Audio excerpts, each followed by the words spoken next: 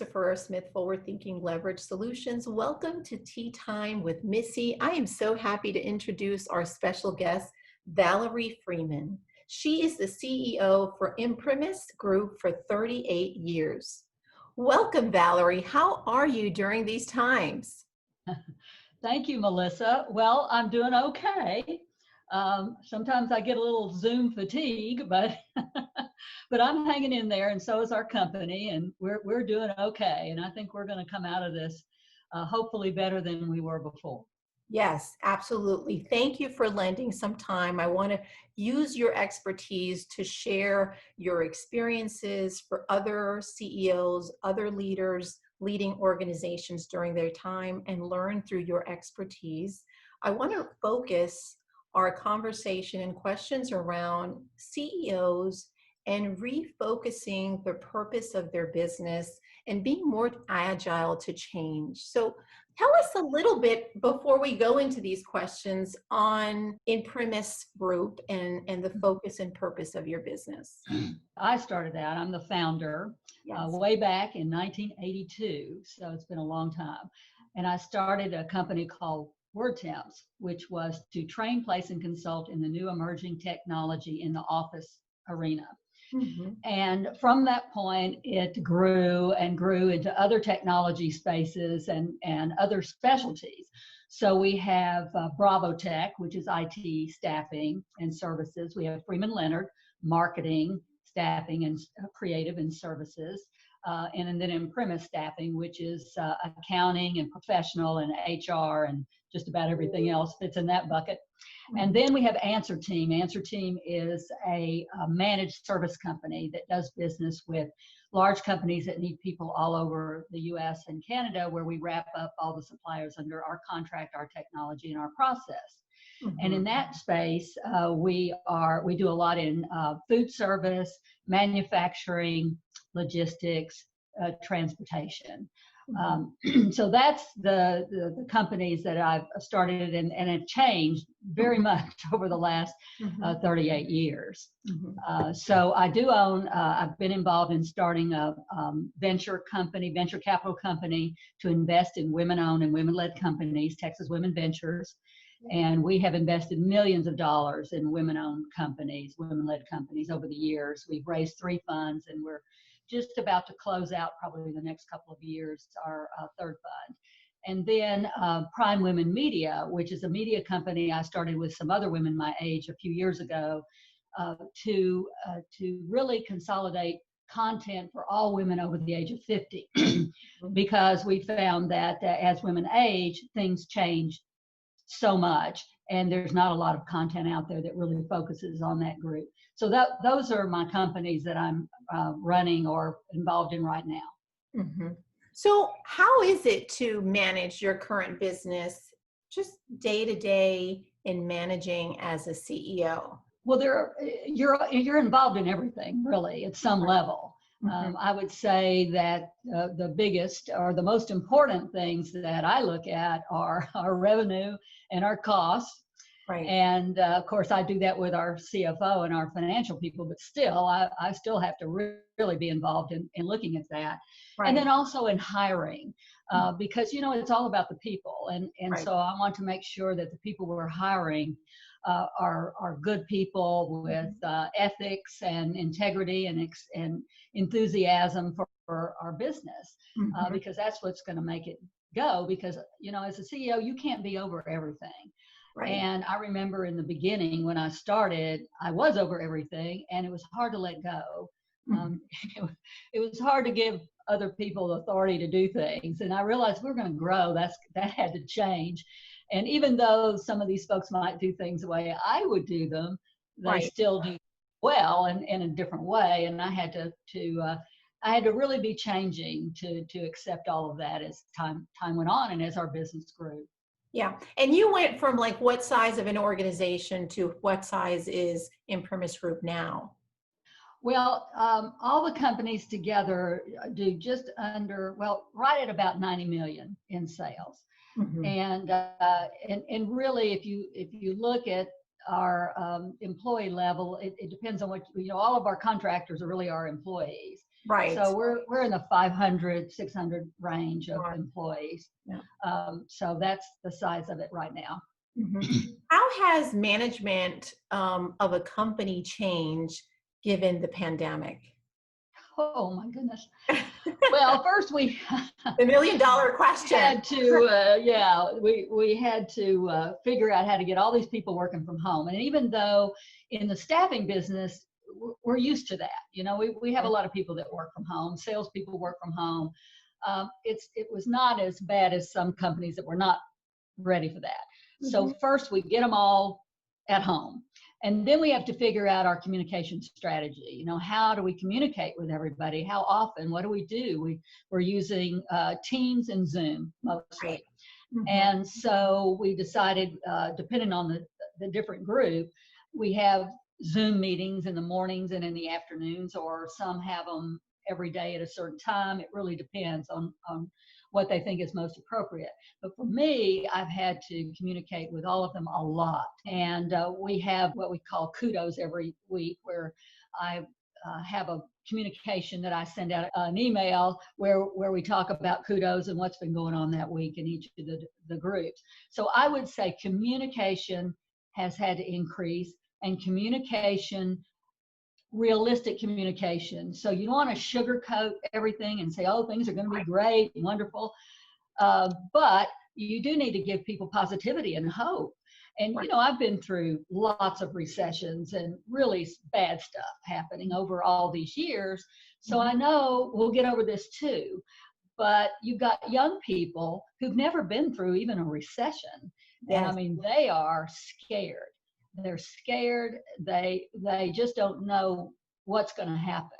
And so they're not as familiar with my philosophy of this too shall pass, because they don't know that. Right. So keeping up the positivity and focusing on the good things that are happening is really important in communicating in this pandemic. And then to touch on some of the other questions you were going to ask about agility, you, through all these years, I mean, we're not the same company we were in 1982. I can tell you that for sure. I mean, the basics are the same. We're in the staffing business. Our motto is the people you need for the future you want.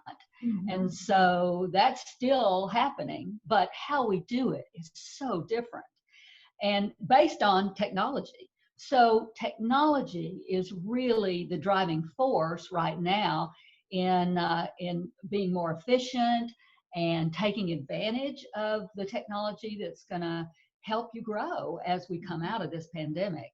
As we're looking at how we're managing differently, we're looking at different things. We're looking at the revenue, of course, and the costs and all of that. We have to. But we're also looking at all of the new technologies that we can use that are available now for us to make our businesses better and more efficient and be able to grow. Is there anything that you noticed during this time that you say, okay, we need to pull back because this is not working, and because during this season it works best in serving the customer? Well, for the customer, it's what can we do to help you? You know, what can we do with our remote contractors that you need? And what is coming up that we can help you with? And how do we make it easier on you to get the people you need right now and manage them? So that's the communication that's going to be different for the customers. For our employees, I'm really concerned about their mental health. As I mentioned before, they're scared. So mental health is important. So we try to do fun things every single week. And I've been on a lot of Zoom calls where we've talked about this, and people have had good ideas that we have implemented. We've stolen from them. Yes, of course. We're borrowing. We're in a season of borrowing ideas. So we've done the drive-by birthdays, and we've done the funny hat thing, and we've done a lot of things that just to break the cycle of hard work every day, because they know it's hard. I mean, they're making, in terms of sales, let's say, they're making 3 times the calls for half the results. It's tough, and Yes, it's tough to be on the phone all day or on Zoom all day and get rejected, so to speak, because right, you're in sales, or you're trying to get the right candidates to the right, customer, and then they say they're not interested in them. right. So we know it's hard. So to try to keep up the mental health aspect of employees is really important right now. Mhm. And performance management, I will tell you, it's hard. You can hardly do performance management in Right, our business right now, right, because you have to have empathy. That it's not going to be like it was, and you can't come down on people for less revenue when you know that they're working their ass off, right. and that's the way it is. Yes. So being empathetic, and really helping them, because they all want to do better. I mean, there's nobody there that doesn't want to do better. So Mhm. how can you come up with ideas? How can we brainstorm and come up with ideas for new things we can do? For example, we picked a niche in an area that we felt was growing, and we did a whole social media marketing campaign, Mhm. and it's paying off. Mhm. And so we've had structured communications every single week on this niche, and then our salespeople and our recruiters follow up, Mhm. and it's been very successful. Mhm. So you can, when you really think about, what can I do and what can I try? Now we did try something. I'm trying to remember what it was, what niche we tried, and it didn't work very well. So we abandoned that and went on to something else. So Mhm. we're trying new things, Mhm. and actually, we talk about change management all the time, and people don't like change and la la la la la. But I'm telling you, they are on board with the change because they see what's happening out there. So it's Yeah. not been as difficult for us Yes. uh, as it has been to get people Yes. to do something different. Yes. I love your points, and you're spot on in that the frequency of communication is key. You're bringing in those ideas from your team. You're also looking at the landscape to learn from what other best practices are happening out in the business, and you're implementing and you're testing them. And so that hesitant or fear of, I may try this, it may not work, but you try something else and where you're thriving, and you're going to find where it best suits your business. Oh yeah, and you can't be afraid to fail. That's one thing about an entrepreneurial environment, and me in particular. Yeah. I mean, I've failed at a lot of things over the years, you might imagine, and so I'm not afraid to fail. And if it doesn't work, it's my philosophy is, what's the worst thing that can happen, Yes. and if it doesn't kill you, who cares, So Yeah. um, so I think our staff is maybe not as hesitant to try new things and fail as they may have been a few years ago. Yeah. And also the communication to employees is key, because even though you're providing that support and comfort within the business, it sounds like you're echoing and supporting your employees, providing empathy, but there's so much news out there, right? Kudos to you to having that initiative of kudos and sharing what's right. What are some priorities and focus of the business, and the echoing of the right path to Yeah. take. Influencing your team is key. Well, I used to be a teacher. I was a teacher before Ah. before a business owner, and so I think some of those qualities in teaching of patience and empathy have always been part of my DNA. Mhm. And yes, I get mad sometimes. Of course. Mhm. And I tell people what I think sometimes, maybe a little Right, more blunt than what they would like. But right, basically, I feel like everybody that I hire, until they prove me otherwise, has great ability and deserves my respect. right. It's definitely a season for us to be genuine. Some days you wake up and you're like, okay, there's light at the end of the tunnel. This shall pass. But we all have our days that we wake up and you're like, I'm kind of in a rut and I'm not in my best temperament. Um, Right. and someone one day, one person uplifts you, another day you uplift someone else. So that's key. In leading a company as a female, what do you see as advantages and disadvantages? That's a complicated question, and I'm going to give you a complicated answer. um, you know, females still have a bit of a credibility gap in running a business or even being a corporate executive. Right. And there's still those biases out there on the part of not only men, but women too, as to our real capability. And are we able to handle the tough stuff? Mm-hmm. And I think that's changed over time, but I can tell you in the beginning, when I was starting out, I did have no credibility. I mean, I couldn't even get a loan from a bank until I brought my male CFO with me. Mm-hmm. He did all the talking for me. But anyway, things have changed over time about the advantages of being a female in business. But we still have a ways to go. I do think that when we compete, like I compete against big companies sometimes, Mm-hmm. and I found that sometimes being a female has helped because they want to do business with women-owned firms, perhaps, and my length of time in business and all the things I've done in the community have helped me get credibility. But sometimes I lose because they don't think I can do it. They don't think that my company's big enough, that they have to have a multi-million, billion-dollar company to support them. And so from that perspective, it can be a disadvantage. I feel that, I'm a certified women-owned firm. All my companies are certified women-owned firms.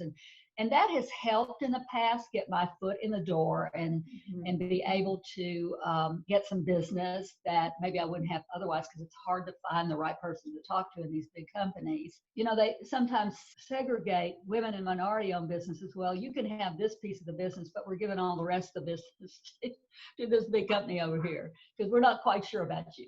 Yeah.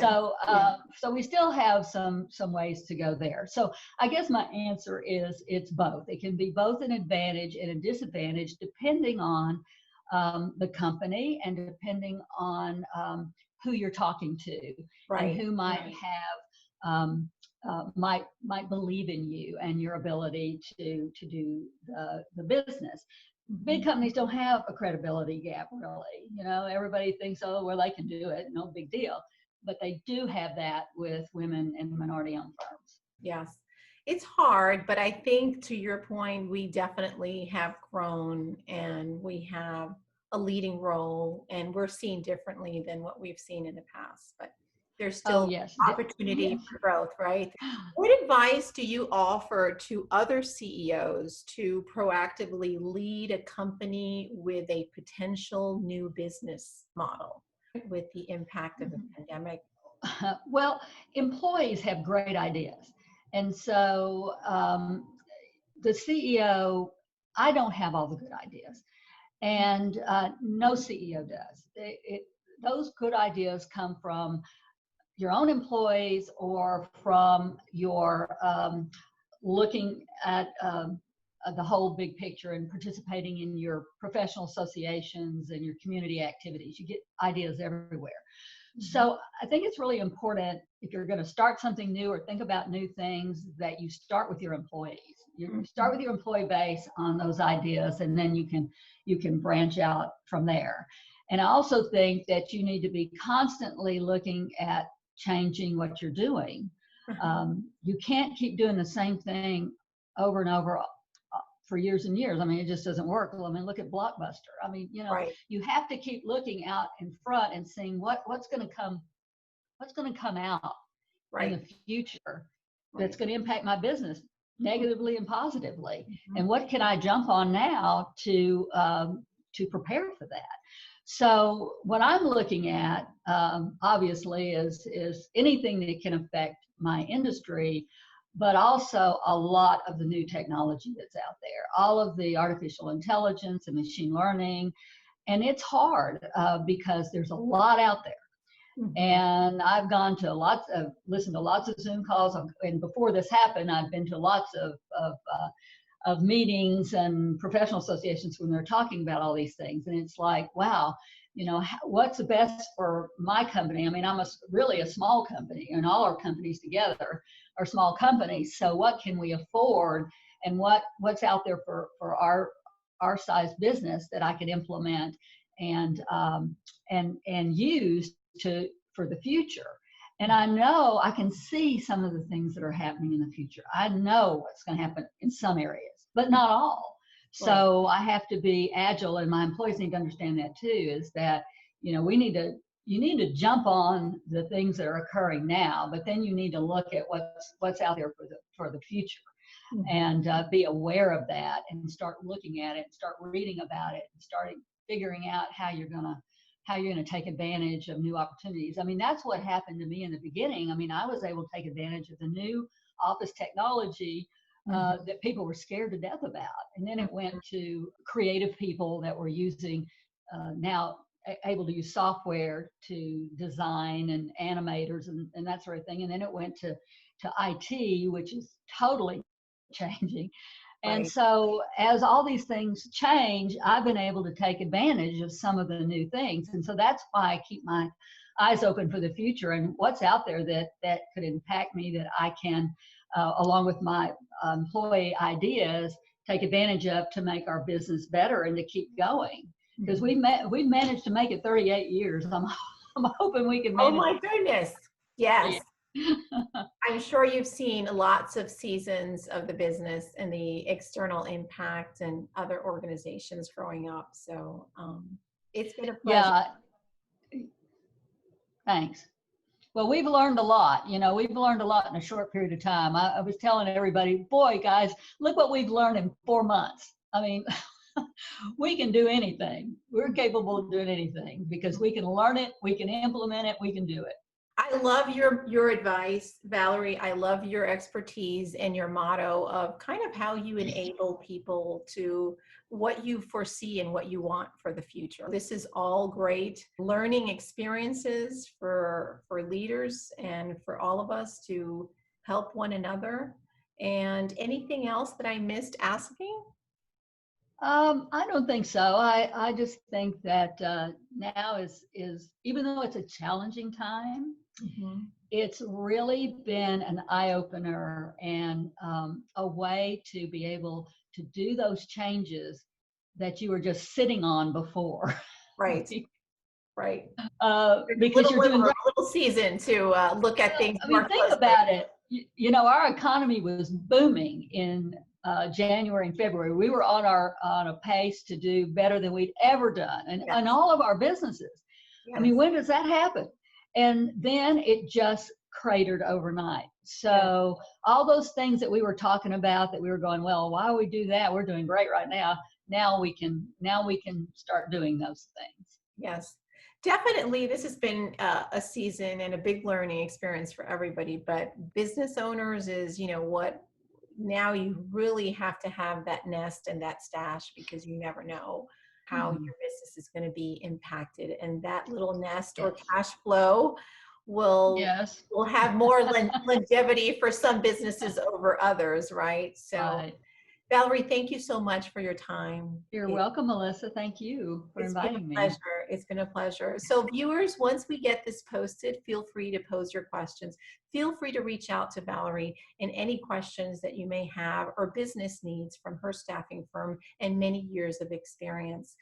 In my case, I lead forward-thinking leverage solutions. And what I'm doing nowadays is helping businesses with designing their strategy plans. And even now, a little bit more simpler process and steps to kind of move their business forward. And the goal here is to highlight the business's unique strength. Every day comes in a new business into the marketplace. How do you elevate and brand that unique business purpose? So thank you, viewers. We wish you well. We wish you all to be safe. And Valerie, thank you again. Thank you.